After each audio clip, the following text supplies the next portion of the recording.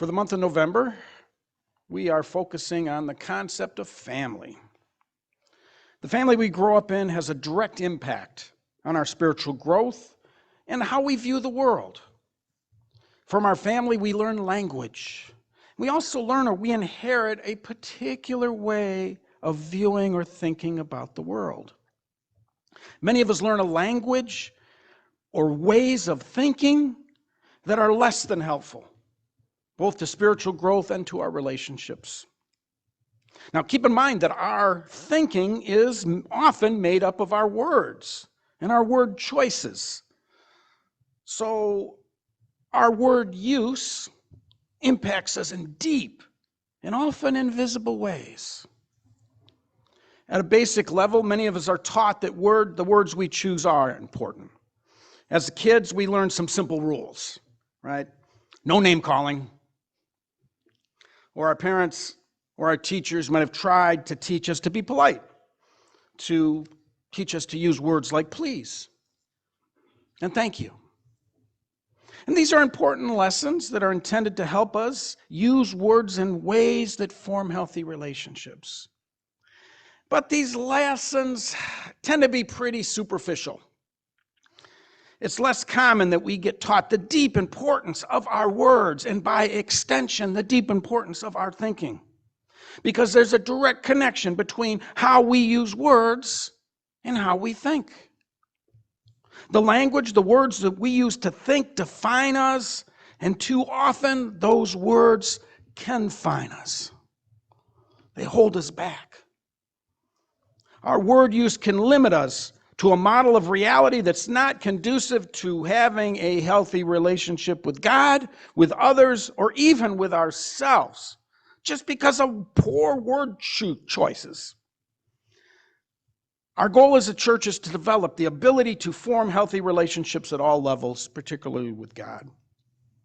An ability to form deep spiritual relationships impacts every corner of our lives. The use of damaging words in our own heads on a long-term basis can stunt the growth of our brains and lead to increases in anxiety and a general lack of peace. The Bible talks about this to a large degree when it warns us against being judgmental.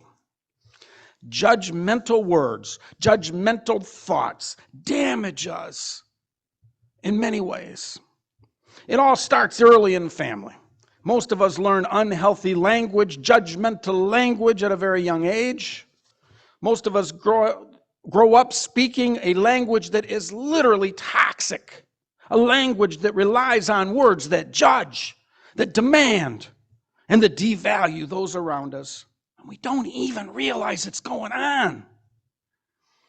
To deal with the problem, we need a way to identify this type of judgmental language, to identify it so we can develop new patterns, healthy patterns that support our spiritual growth and our ability to form healthy relationships with others. Damage to ourselves and others occurs when we use words and thoughts to evaluate, to judge, to condemn the people around us and ourselves. We are taught at a very young age to judge others with our word choices, and many of us never learn to stop or even understand that it's the damage it's doing to us. It might seem innocent, but judgmental words and thought habits eat away at us. They eat away at our ability to form healthy relationships, but they even attack our basic mental health. And it tends to start with judgmental self-talk. Right? Self-talk, the words that go on inside of our head nonstop and grows outward from there. I don't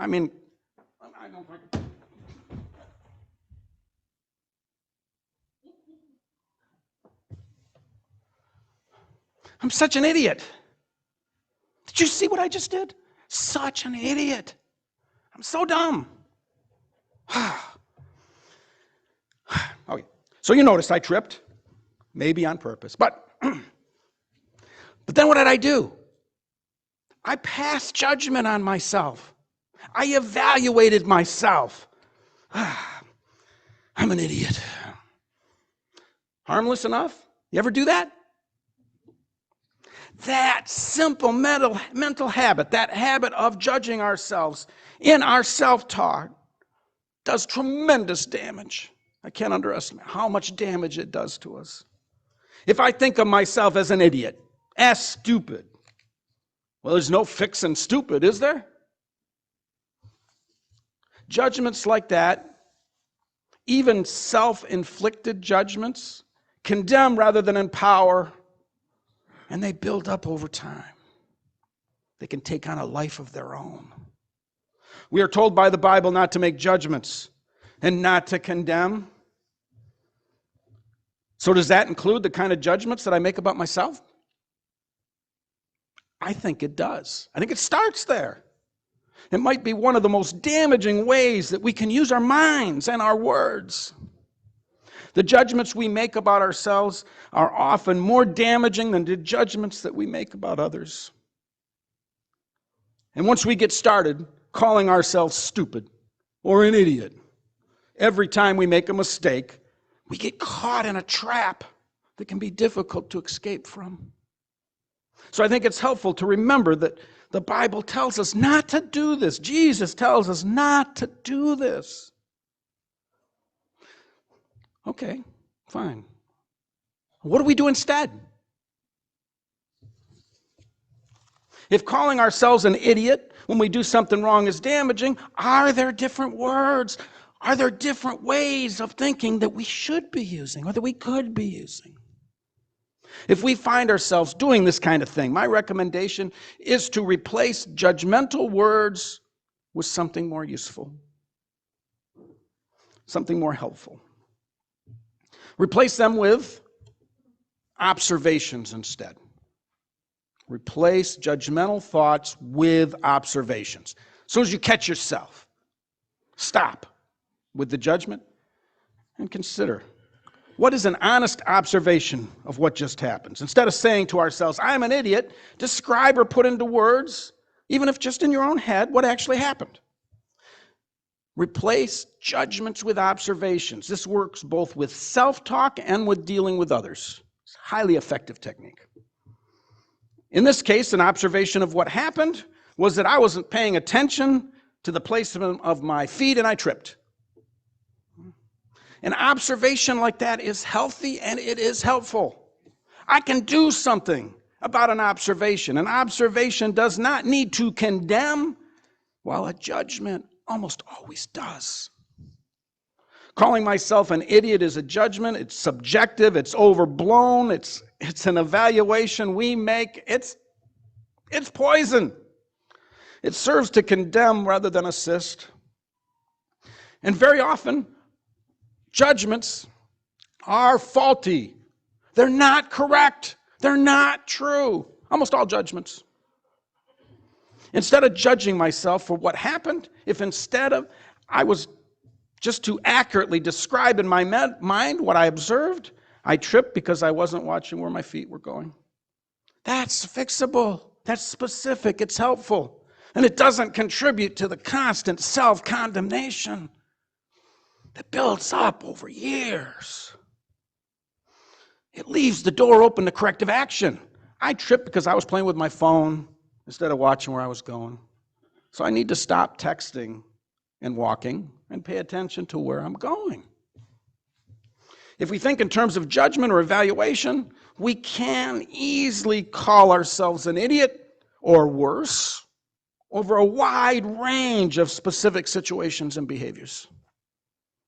Have you ever called yourself an idiot or dumb or useless over and over and over again? When we constantly judge ourselves, it will damage us mentally and spiritually. And as it turns out, if we self-judge, it means that we're more likely to be judgmental when dealing with other people too, as well, hurting all our relationships. Say we see a guy, I don't know if you've met my friend Sam, hits his head on the same door every time he walks through it. Now I might think, Sam is a klutz. What's that? Judgment, right? Sam is an idiot. observe Sam doing something wrong, made an evaluation, a judgment, a poor Sam that condemns him in front of anyone who hears our words. But what if we were to respond in terms of an observation? What was going on? Instead of putting all the emphasis on judging poor Sam for what happened. What if we learned to observe the situation? And if we think about it that way, that those are the words that go through our head, we might respond by doing something that's actually helpful. Changing the lighting, fixing the door, putting a sign for Sam to remember that the door is there. I mean, there's tons of things we can do to help Sam, but if we call him a klutz, if we call him an idiot, none of that's going to happen. And boy, it's so easy to do that, to judge poor Sam as dumb, to basically write him off in the process. That's not how love works. It's verbal poison. It takes effort. But it's very helpful to develop an ability to stop our constant evaluations or judgments, both of ourselves and others. To avoid evaluations or judgments unless absolutely necessary, both inside our heads and in the outside world. Both judgments about ourselves and others. If we can learn to do that, we are taking a step towards implementing Christ's teachings in a very fundamental and important way. In a way that can literally transform us. In theory, it shouldn't be difficult to learn how to observe things without judging them. It's not a difficult concept. But reality is most of us are caught up in our judgmental way of thinking, that we're so caught up that we literally don't know any better, and that we engage in it as a deep and abiding habit. A habit that's very difficult to break. It takes daily effort. Judging others is programmed into us from an early age, learned in our family, so it's a habit that's going to take some real effort to correct. The ability to observe, to perceive what is happening without judgment is a spiritual ability. We find time and again the Bible warning us against judging others. It's good to know what habits, what words to avoid, but it's even more powerful to know how to take a judgment and walk it back. Walk it back to the observation, to the event that led to the judgment. For example, at my last church one day, someone walked into my office, they looked me straight in the eye, and they said, "Mike, you are the worst pastor I have ever seen. The worst." The worst pastor? That's not what I wanted to hear. Right? Does that sound like a judgment to you? Yeah. So I knew right away I needed to be careful. I knew right away. Right? I'm trying to be a good pastor. You're the worst. Whatever it is. Right? Worst father. Worst friend. Worst anything. These are judgments. Right away we need to learn that we're being hit with something that's not true, with a subjective evaluation, with a condemnation. It's easy to get angry or frustrated when this happens, when someone says that we are the worst. When that happens, our first response might be avoidance, run away. Another option is combat, to fight it, to defend ourselves, to try to dominate by unleashing our own judgments and our own evaluations on the other person in response. This is the classic fight or flight mindset. But there's a third choice. Fight, flight, or engage.